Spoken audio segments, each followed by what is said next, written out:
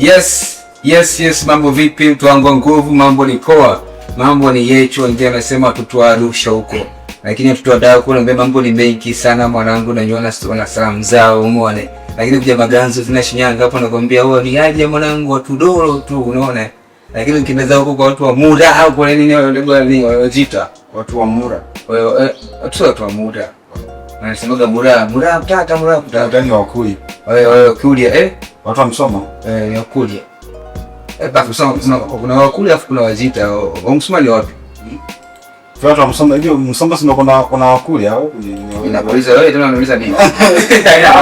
Hapo Songa tuko na watu wote, tuko na salamu zote zile ambazo tunaishi maisha yetu Tanzania, lakini pia tuna vibe kama kawaida. Hii ni vibe tena, hii ni vibe trick mara nyingine tena ongea na mimi, lakini leo sasa niko na mgeni hapo pembeni. Unajua kuna baadhi ya watu ambao ushaanza kumfahamu ni nani. Basi kama unamfahamu sio mbaya, lakini kuna watu pia ambao hawamfahamu jamani, mtu gani ni nani, anaitwa nani, anafanya nini, umeona? Tuko naye kwenye vibe check leo, tutapiga naye story nyingi. Na niko kitu kimoja bwana. Niko na mtu ambaye yeye bwana anadili na masuala ya pesa. Umeona? Masuala ya unajua tukikuona mzee watu wanaonisi kama ni wanaoni wako maisha. Ni kweli. Anakuwa kama mko maisha, kwa sababu mwingine ndani pale kipigika hapa nifanyaje? Je, niingie kwa jamaa pale nipige naye story. Karibu sana vibe check mzee. Tukianza pia naitwa nani, alafu pia unafanya nini, tukiwa tunazungumza na kujua tuko na nani, na pia wasikilizaji wetu wanafahamu kwamba huyu ni Freddy anafanya nini website. Jitambulishe mzee. Kwa majina naitwa Wolfram Mbunda. Wolfram Mbunda ni jina maarufu kabisa, ni nilianza msanii kizazi kipya. Hatupo tunapambana kwa harakati za muziki, lakini pia tukija kwenye maisha ya kawaida mimi ni afisa ng'ambo. Nafanya kazi kwenye kampuni au ofisi ya Creed Microfinance. Kwa kiufupi tunakopesha pesa kwa wale ambao wana changamoto ndogo ndogo. Changamoto ndogo ndogo. Hapo tukianzia hapo kwanza. Kwenye swala la mikopo. Unajua watu wengi sana kwa wanakopa wakiona sio wapiga na shida au wakiwa ina madani nini. Tukiangalia sasa yetu pia Maganzo sisi hapa watu wengi sana ni watu ambao wanadina madini, umeona? Nafahamu kabisa watu madini na kufanya sisi pia hata kama tuchimbi atufanyaje, lakini tuko kwenye cycle ya watu ambao wanahusiana na madini na maisha yao pia mengi na harakati zao nyingi zinaendeshwa na harakati za nini kwa sababu madini. Sasa ni swala la ukopeshaji au kwenye swala la mnapokopesha pale nyinyi kwenye ofisi yetu, imekaa kwa watu ambao ni wachimbaji. Kwanza kabisa sisi watu ambao tunadili sana ni wale wajasiriamali ambao tunadili nao na wajasiriamali wakati hawatokuwa dogo. Ndio sema wale watu ambao wanajihusisha na biashara ndio. Kwa hivyo wananiambia ni mfanya biashara wakati na wadogo. Kwa hivyo hapo watu wa sisi ambao tunachimba tunafanya masuala ya kuchimba madini.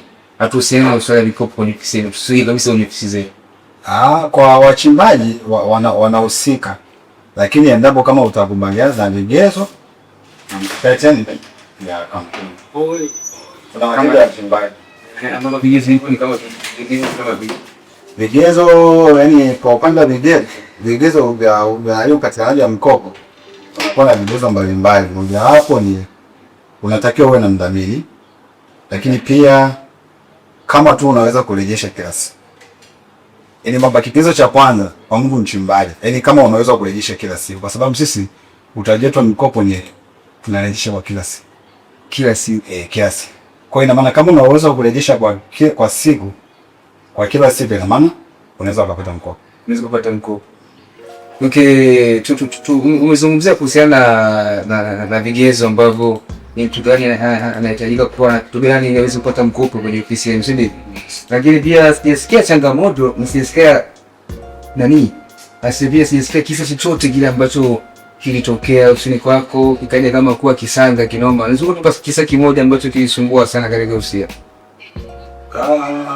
Kwa ofisi yetu ya Maganzo hatujapata kisa. Yapo yani ukiamua visa vitokee inaweza ikatokea. Unajua visa vinatokana na uongeaji wako na mteja na unamwendaje mteja. Tunaelewa kwamba Yaani wateja wote hawafanani. Kuna mwingine anaweza kaenda kumdai pesa na yeye akaja juu mwisho wa siku. Na hapo kashapata hela sasa, nikashapata hela faida hajaita visanga. Namna mtu ambaye ameshachukua hela pale labda amefika kistaarabu. Akafuta utaratibu wenu kama mnavyohitaji kwamba awe kitu gani na kitu hichi na hichi. Na baada ya kupata pesa akaleta manjegeka wala kwa mjini. Changamoto zipo. Hizo ni changamoto za kazi ambazo waga nahisi. Kwa mimi nahitaji kusikia kisa kimoja ambacho kilitokea. Nini niambie kisa labda moja? Na kwa siku fulani bwana alipija jamaa mmoja au sister mmoja hivi pale kaita story hivi alafu kiasi kwa hivi unaua vibe sana hiyo. Anaweza mtu akaua vibe tuko ofisini pale akaja vizuri lakini mfesiko karibu headlock. Kwa upande wa maganzo hapa, ofisi ya maganzo sijawahi kutana na hiyo changamoto. Labda kwa wenzangu ambao wametangulia, lakini hii changamoto ishatutokea wakati tuko Bugwetu. Maisha ifanyaka kazi za Bugwetu. Wapi? Bugwetu nilikuwa naelekea mjini. Karibu na msitu wa Jambo huko yani. Kwa huko tushaipata changamoto moja. Ilikuwaje? Unaweza kupa kisanga kama tusimulie kwamba hata kama yeye mbele alitoa tukisanga bwana kituona hapa leo.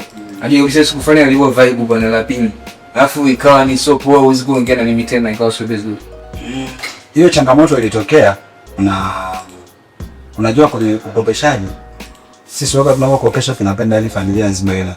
Familia kubaini kwa maana kwamba kama umeolewa au kama umeoa mume wako au mke wako mtakiwa afanye ajue huo. Kwa hiyo kwamba ni mkopo na bila ya ufahamu mkopo ni nimeupata fulani na sisi bwana sisi tumekupa huo mkopo. Hakuna kufanya vitu siri. Hakuna kufanya vitu siri. Na hata mnapokuja kujaza form pale unakuwa na form ya ridhaa ya mwanandoa. Kwamba ile mama wako au mke wako anaridhia kwamba uchukue mkopo. Yaani kama unakuja kukopa mwanaume inatakiwa mke wako alifanye aridhie. Kama unakuja kukopa mwanamke mume wako anatakiwa ni wewe. Na kama pia wewe sasa bachelor boy, kama ni bachelor boy, kwa hiyo kuna ile tu form ya mabachelor. Ambayo wewe ungejaza ni nini? Kwa pale ya nitakaje usipitisha mtu gani sasa kwa maana ni kufundisha kama umeelewa.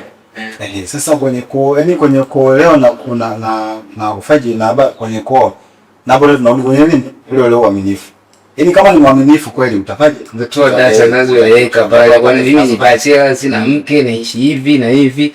Nataka mkopo nikafanya hichi na hichi ndio uhakika kabisa bila kelele. Wao na maganzo, ndugu zangu maganzoni wote bwana tumesikia bila hata hapa. Lakini naambia swali jingine. Ni mtu gani anapaswa kukopa au ni mtu gani anapaswa kuja ofisini kwako pale? Akisema bwana hivi na yaani ni mtu gani? Ni mtu anizeegani au namna gani anausuje kukopa kwa ofisi yako? Yaani mbali na vigezo kwamba okay si vigezo au lakini ni mtu aina gani kwamba huyu atakopa kwa. Unajua biashara ni nyingi utapata matatizo mengi. Na mtu anaweza kaja akakopa mkopo saizi hapo lakini mimi nataka niendeshe biashara. Lakini anaenda kufix kitu kingine nje kabisa ya nini? Ya makubaliano ya pale. Hizi kesi sasa zinaonekana hapo mandani. Kwa kesi kama hizo zipo, yani mtu unajua kwa mfano kama saizi haya masipogwa. Tunaweza kukwambia kwamba bwana nataka pesa kwa ajili ya kwenda kufanya kuendeleza mtaji wake. Lakini mtu anaweza kuchukua anachukua pesa kwa ajili ya kufanya kwenda kufanyia style yake mwenyewe hizi sikukuu. Kwa sasa kikubwa yani bishatokea hivyo, sisi tunachozingatia ni urudishaji nini wa pesa uliochukua. Sababu sio pia kitashirika nini? Dhamana. Yani sisi waga yani hatuchukui dhamana kabisa. Yani dhamana tunachukua endapo kama mteja wafanya umeshinda kabisa ili mvunje mkataba huko nje ya makubaliano. Lakini kama uko ndani ya makubaliano sisi hatukafaje tukachukua dhamana. Otherwise useme kama bana mimi labda pengine nimepata changamoto nimeshindwa kufaje kuirudisha hii hela kwa wakati na mbele labda pengine mchukue hii dhamana kaisi nayo labda pengine ningepata nitakuja nifanye nichukue au muuze vilisheni pesa yake. Ataleta kitu fulani labda unidhaa kwamba uzeni hichi hapo mfidishi. Maana yani unapochukua mkopo pale kuna ile form ambayo inaitwa inakuhitaji kwamba uandike kitu fulani. Umeona? Kwamba labda pengine dhamana zangu mimi naweka labda pengine baiskeli, kitanda, godoro. Kwa ina maana ukishindwa kurejesha huo mkopo sasa inatakiwa ufanye vile vitu ulivyoandika. Lete sio tawaisi. Hakika. Tumeona sasa kwenye swala hilo pia la ukopeshaji maganzo hapa. Umesema kwamba changamoto sio nyingi sana. Na wateja wenu wengi ni watu ambao wanafanya biashara za maduka sana. Ni wafanya biashara wadogo na ndio watu ambao mmewahitaji. Je, serikali pia sasa ina mkono gani kulinki mazingira ya mikopo na wananchi? Yaani nyie mna link gani ya kwenda kwa wananchi? Kwa sababu nyie mnapati kama mnaitaga ni watu wale wa mnaita wawezeshaji, nyie ni wawezeshaji. Mnaona kwa namna nyingine kama kufungua ofisi peke yako, lakini nyie kwenye serikali bwana, serikalini muona mnaitwa nyinyi ni wawezeshaji wa jamii, unaona? Kwa hivyo mna part kubwa sana pia kwenye nini? Kwenye jamii ya kiserikali. Sasa nyie mna play part gani kulinki hiyo serikali na wananchi, kwamba jamani, hiki kitu sio kwa ajili ya mimi bwana, na tunafanya hiki kitu kwa ajili ya nini? Ya serikali yetu pia, huko kufuata nini? Protocol za nini? Kwa sababu yeye fungua ofisi ndio tunafuata protocol, sio za serikali imepata nini, lakini hiyo swala la nini tunatakiwa kuelimu kuwawezesha wananchi. Sasa Maganzo mpaka sasa hivi kwenye listi yenu mmewawezesha watu wangapi, na najisikia proud kwamba nilifanya jambo fulani kwa mtu fulani au kwa watu kadhaa au jamii fulani, italeta impact kubwa, kwa sababu ile impact kubwa itakuja pia na hongera ya serikali yenyewe, na nataka hiyo link sasa nyie hapa kwa kitu cha kwanza ni upande wa ufunguaji wa ofisi au miliki wa ofisi ya mikopo. Kitu cha kwanza serikali inakuwa inafanya inaelewa. Serikali pia inaelewa, ina maana lazima utafaje, ungapewa vigezo. Tupewa vigezo. Vigezo hususan ni yani tuseme zile asilimia za makato. Maana yani serikali wanga inafanya inakupa asilimia ya kumkata mteja. Unaelewa? Kama ni 10%, ni labda kwenye mkopo wa 100,000 au milioni au shilingi ngapi. Kwa hiyo ina maana serikali wanafanya inakupa hizo guides. Guys. Lakini pia ukija kusema kwenye link ya serikali na muinua watu, kwa ina maana pamoja ni kwamba sisi tunapompa mteja pesa, ina maana yeye sisi kwamba lengo letu ni kufanya kumuinua kile kimchuo. Kwa sababu yeye si utakuta baba wengine ana biashara yake, anataka afanye aiendeleze, lakini kuna kiasi ambacho anafanya anadelea. Sisi tunamngopea ili akafanye akaendeleza hivi biashara yake. Akishaendeleza biashara yake, na maana hapo tayari kuna kwani na mzunguko wa kuingiza pato na serikali. Kwa hiyo mteja, lakini pia ofisi. Okay. Na ofisi kama ofisi, nyinyi wawezeshaji, umeona? Unajua ni kama mtu anakwambia bwana, mimi ni mnyezi bwana, au sio? Mimi bwana ninajenga nyumba, lakini kwenye kampuni langu sasa bwana na kujenga nyumba ili bwana Maganzo tumekuja pale bwana najenga kituo cha nini? Cha watoto yatima bwana, for free. Sio sawa. Ofisi zenu nyinyi hazijihusisha na masuala ya jamii binafsi au ni inahusiana na watu ambao umekopa?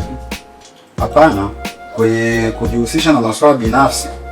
Ina maana masuala binafsi lakini yamelenga kwa kuongezea nini? Tuseme direct inakuja kwenye maendeleo ya jamii. Lakini pia maendeleo ya jamii, lakini pia yamelenga kuongezea nyinyi wateja. Maana nyinyi mtu anayekuja kuchukua pesa kwako ni mteja, si ni mteja. Kwa hivyo na nyinyi mnafanya mambo gani kwenye jamii kujiongezea wateja? Kitu cha kwanza kwa Maganzo hapa. Maganzo kata mtu ambao bisa Maganzo ndio kiongea cha kwanza hichi kweli Maganzo nimekwenda pale kama chinjoni bwana. Uhakika bwana, nikienda pale mtu vya shiri kwa kuzungumza kitu fulani. Kweli uhakika nikienda pale mtu majimaji wanazungumza hicho kitu, nikienda mtu pia hata amani watu wazungumza hivyo. Umeona? Sawa. Kitu cha kwanza sisi kama kampuni yetu tuna utaratibu wa tuseme kumfikia mteja haya anapopata changamoto. Kama ndicho taarifa ofisi, unamfikia mteja. Kwa mfano labda pengine mteja labda pengine kafiwa. Kama mteja akifiwa, kwamba ofisi wale inatenga kiasi cha kwenda kufanya kumwona mteja. Yaani kama kumfariji.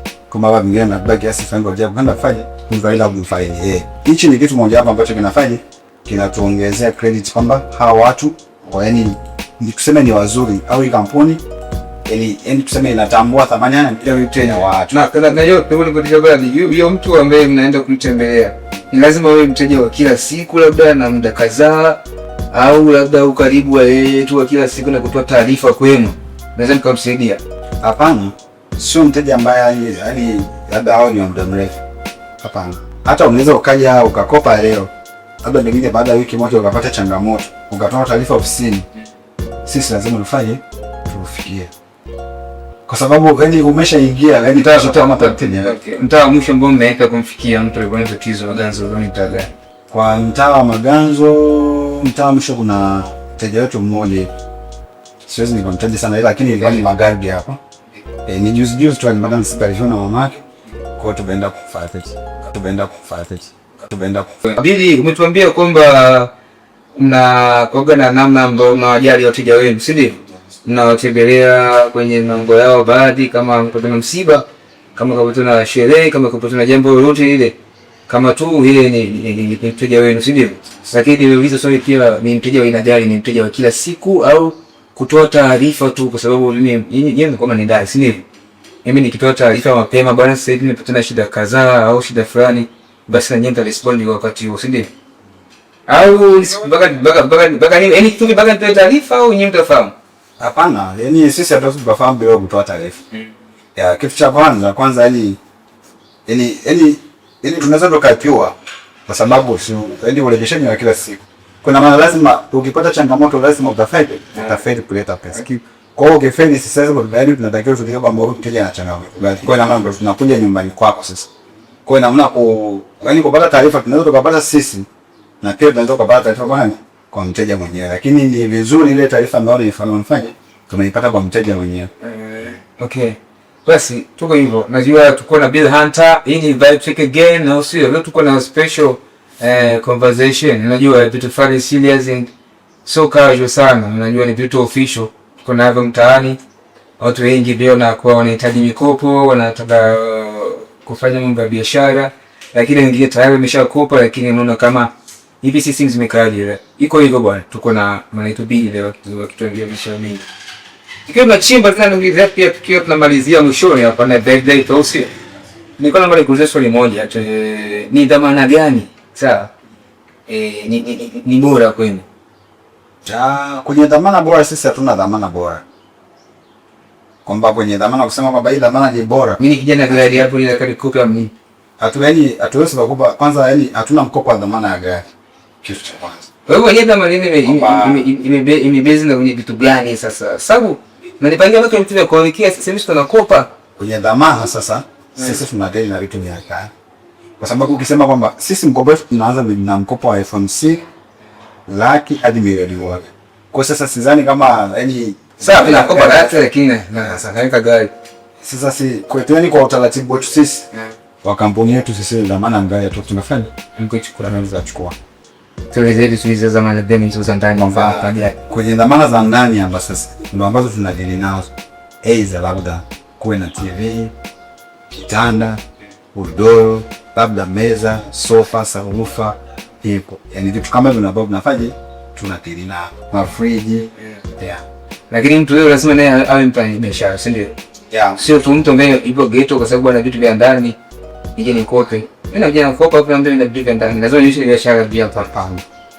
Yaani kitu cha kwanza lazima uwe na biashara. Yaani tunaongelea uwe na biashara kwa sababu tunahitaji uwe mtaji, yaani kuepuka ule usumbufu wa kurejesha kila siku.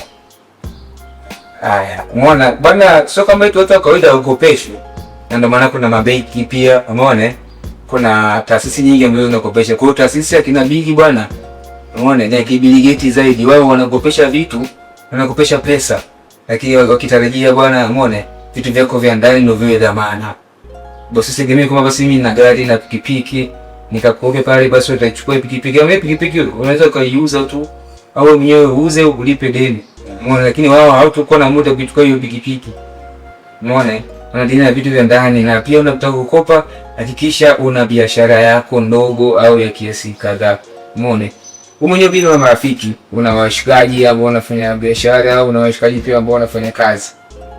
Ni mteja gani mgumu kwenu? Mfanya biashara au mfanya kazi mwingine? Kwa mfano kama mfanya kazi ni mwalimu, mfanya kazi yote anategemea mshahara mwisho wa mwezi.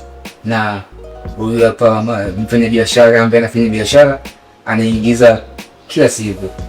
Kwa hiyo ni mteja gani mgumu kwenu kati ya mfanya biashara na mfanya kazi?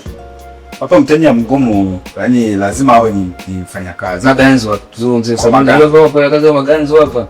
Wanasema kwa wengi lakini wachache kulingana na ulipaji wa biashara yao, lakini najua wengi ndio wanafanya biashara tu. Yaani mteja mgumu ni yule ambaye ni tuseme ni mfanya kazi. Kwa sababu yani hao wanatupa changamoto, ndio maana kwamba mtu anaweza akachukua mkopo.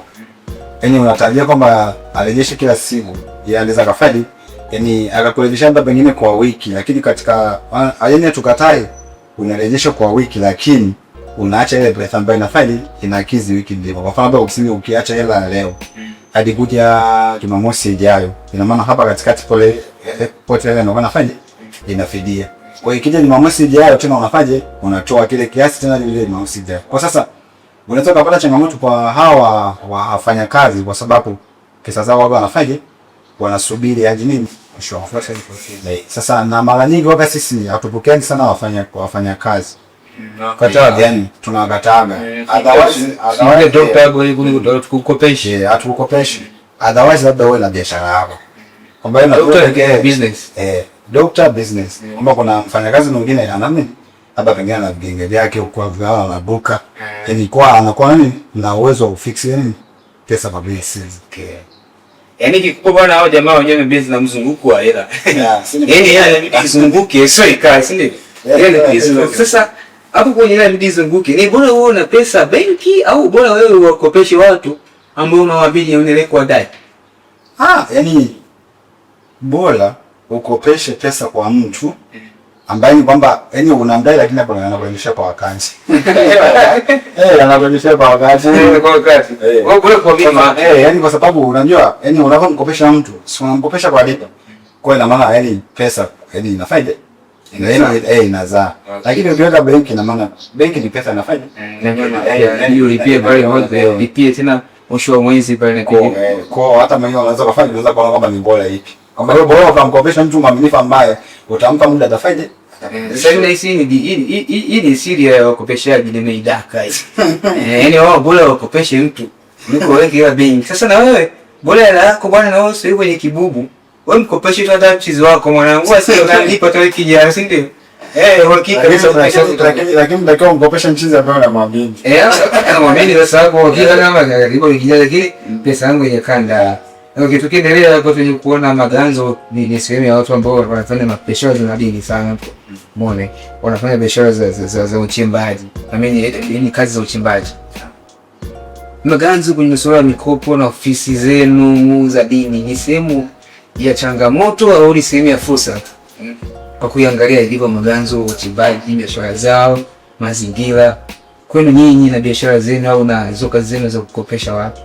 Maganzo ni sehemu ya fursa au ni sehemu ya changamoto? Kwa mimi naweza nikasema yani kwa experience yangu leo, experience kwa muda ambao nimekaa Maganzo, naweza nikasema kwamba ni sehemu ya fursa. Yani kwenye 100% leo tukasema kwamba 55% ni sehemu ya 55 ni sehemu ya fursa. Kwa hiyo na fursa inafanya ipo juu kwenye ufanyaji wa biashara ya kiko. Iko juu. Kwa hiyo ndio maana Maganzo ukizunguka bwana, kama sio 5 ni 3. Akashwa. Ofisi yako. Ni ofisi nyingi sana. Hii kwa nini zimefumuka hivi kwanza? Maganzo kwenda Malaysia. Ni kwa nini sababu mimi nikaona bora nitafute bila hapa tusompe rafiki yangu, tuzungumze vitu ambavyo na mimi nakuwa nikimuuliza nikijisikia muwazi, nikiwa muwazi sababu namfahamu muone na pia nafahamu harakati zake, kwa hivyo naweza tukalingi tukazungumza kitu pole. Kwa nini pia ofisi za mikopo Maganzo zimefunguka sana kwa muda mfupi sana? Yaani unajua Maganzo ni ndogo sana lakini ina ofisi nyingi sana. Nyingi sana. Kwa sasa yani unaweza kaulipa ile inaweza kwamba ni fursa ambayo ni kwa Maganzo. Kwamba mtu inawezekana yeye anaona kwamba yani akishafanya research yake, maana huwezi kwenda kuweka ofisi ile bila kufanya research. Hakika kwa hiyo mara bila kama pengine boss ambaye anakuja kufungua hiyo ofisi anafisha kwa nini research kwamba hii sehemu nikifungua ofisi nitapata faida au labda kutokana na watu ambao yani washaifanya biashara kwa nyuma wamepata faida. Kwa hiyo inawezekana mimi nikifungua naweza nafanya nitapiga. Kwa hiyo maana inawezekana tuseme ni fursa ambayo ipo kwa biashara mikopo na nafanya kwa Maganzo inalipa. Maganzo inatanuka. Inatanuka. Kwa hiyo yani japo Maganzo ni ndogo lakini biashara ya mikopo inafanya inatanuka hivi. Lakini kitu kingine ambacho hapa sisi tunajivunia sisi wageni ofisi kama ofisi kwenye upande wa yani kampuni ya sisi ya Cray waga yani tuseme ndio yani ni ofisi za kwanza kabisa Kuja wapi? Kuja Shinyanga. Shinyanga. Ni Shinyanga tu, mambo ya Shinyanga sasa. Okay. Lakini si zamani tulishiza zamani pale kule nyingine kule fahamu kule chini kule sio tena Mabena. Sasa kana ukaongelea Mabena. Hapana, chief wale nini ni achieve kwa achieve. Hapana, sio achieve. Ni crave. Inaitwa crave. Ndio hivyo wanaenda kitaka kutoa mfanda mwenyewe bwana. Kwa yani crave ni muunganiko tu wa majina. Mtu kaunganisha majina. Majina ya watu. Wasa ndakiwa wao kujiongeza mjini. Okay. Live wale leo kuna pisi sio kuna pisi tena hapo nani na Isa. Ndio maskini. Na Carolina Velos ni. Okay. Kwa sasa yani crave tuseme ni combination ya majina na wish. Hivyo kwa.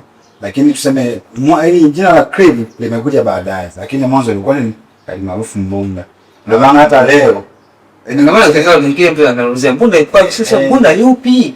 Ndio maana hata sasa hizi ukija kuulizia Mbunda mteja wewe kuna wateja wengine. Hata jina la crave alijua lakini ana miaka ziko ashaanza kujua jina maarufu. Sababu kwambia vizuri sasa mbadilishe jina kutoka Mbundo kutoka Mbunda kwenda kwenye crave. Wewe uje kwenye crave. Muone ila biashara ni ile biashara ni ile mambo endelea vile. Wewe njoo ukope, njoo ulipe. Wewe njoo ukope, njoo ulipe, njoo kwa tu muaminifu, wewe uaminifu. Biashara ni uaminifu. Sasa wewe kuna location kutikana wapi pale maeneo ambayo kisababu pia kwa ambao wafahamu na vijana pia wengine wanataka kukopa hizo kufanya nini? Unapatikana wapi na namba zako za simu ndio poa zaidi? Na kwetu sisi, ofisi yetu sisi ya Crave Microfinance maarufu Mbunda. Kwa upande wa Shinyanga tupo sehemu nyingi sana Shinyanga, lakini kwa Maganzo tunapatikana Maganzo Center. Tupo kwenye jengo la Hamza. Tuseme mkabala na Walamu, jengo la kwa Abedi. Hiyo ya ofisi yetu na Maganzo. Ya kwa Maganzo. Kwa the center kwenye jengo la Hamza, jengo lipo la Hamza. Okay, ulisave kwa Mbunda. Ndio ukaja tunakaribisha sana wateja wetu bwana. Huduma ni bora sana. Afa wengine kama ambao wafahamu muone. Wanasema kingo lipa ya Hamza pale nini. Wengine wanapenda kula kwa Tyson ma chips pale. Kwa Tyson pale na chips pale. Wao ukiulizia tu fresh na kweli bwana kuelekeza poa na unapata huduma yake poa. Nikuuliza swali moja la mwisho vipi? Baada ya kuchimba sana au mtu ambaye tu anaongea vitu kwa kawaida? Ni kitu cha kawaida tu. Si chimba sana, si kuchimba. Hamzini bata. Kwetu mwongeni vile vitu vya kawaida ambapo kitu tabisikiliza tunasikiza na tarbielewa ya. Okay. Basi si mbaya. Hii ni Vibe Check SN nilikuwa na mwanangu Billy Gate. Umeona? Anaitwa Bila Hunter bwana. Umeona? Anafanya muziki wa Bongo Flava lakini pia ni mtu anajihusisha na masuala ya mikopo ofisini pale. Kwa ni afisa mikopo tumefisini bila. Yeye ni afisa bwana. Ugoso ngoa so afisa mtangaza amekana huyu ni afisa. Afisa mikopo. Kwa ni official ni kitu ambacho tutazungumza na watu ambao wanafanya hivyo vitu na ni sekta yao. Umeona? Lakini nimeshauri kitu kimoja tu kijana mwenzangu wa Maganzo ambaye labda hata wewe upo Maganzo, upo sehemu nyingine na unatarajia unamzuka au una hamu ya kuishi maeneo ya Maganzo. Sababu Maganzo ni sehemu ni sehemu ya madini. Sisi tunaishi na Diamond. So brad na mlaki. Tunaishi na Diamond. Tunaishi na Diamond. Lakini sasa nikupe kitu kimoja. Unajua unataka kuanzisha biashara au bwana kijana umepigika, umeona mfungo wa kaikai, unataka bwana kupata mkopo. Njia nzuri ya kupata mkopo kuanzisha biashara nzee. Mtaji mkubwa mwana. Kama kuanzisha biashara mtaji mkubwa sio pesa. Umeona? Zingatia kwenye misingi kwanza hiyo kazi. Zingatia misingi tunachofanya, alafu mwisho wa siku unaanza ukifanya taratibu. Pesa ya mkopo kuanzisha biashara ni uongo. Sio? Yaani kweli hiyo iko wazi. Yaani hiyo iko wazi kwenye hesabu za nini? Za pesa ndivyo yenyewe. Kwa hivyo usikope kuanzisha biashara. Usikope kufanyia starehe. Sio ndio kwamba nataka kukombrant. Na kazi biashara kama ndio kula bahati. I say. Hii sema itabia wameona wanawake ndio wanayo sana. Sio sema vibaya. Hakika. Hivi kopa mwana nini ndio kwangu kibao. Kwa sababu wanawake sio wanadili sana mambo. Kwa hiyo tutakula bahati na biashara za sio biashara za maana. Okay. So mbaya. Till next time. See you. Hii Vibe Check ongea na mimi. Baki nasi. Fuatilia wapi? TikTok. Fuatilia Instagram. Itakuwa kuandika Vibe Check TZ Instagram, lakini Vibe Check kwa wapi? Kwa TikTok. Bila kusahau YouTube. Yes. Lakini bila hata mwanao kama ni msanii tutamaliza naye sasa. Na yeye ana sehemu zake ambazo anaweza kupatikana. Ana kazi zake jamaa. Kwa hivyo unaweza kutembelea gani hapo za YouTube chini unaweza kutembelea account ya YouTube, Facebook, unaweza kutembelea TikTok, kwa Instagram, kote ni Hunter, search Bi Hunter ya kazi zinapatikana huko na maisha yanaendelea.